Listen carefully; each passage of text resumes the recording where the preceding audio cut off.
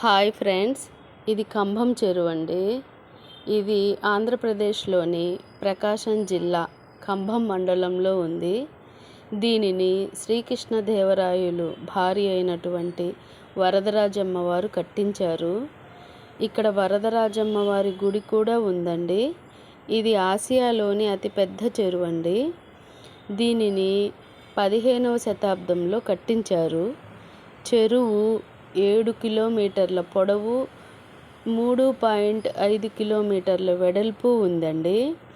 ఇది కంభం, బేస్తవారిపేట పరిసరాల గ్రామాలలో ఉన్నటువంటి పంట పొలాలకు ఈ నీరు అందుతుంది.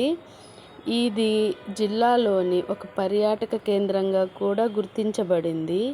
ఈ చెరువు పచ్చదనం మధ్యలో, కొండల మధ్యలో, పొలాల మధ్యలో పచ్చని వాతావరణంలో ఉంటుంది.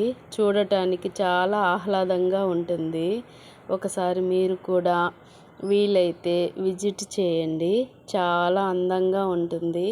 చాలా ఆహ్లాదంగా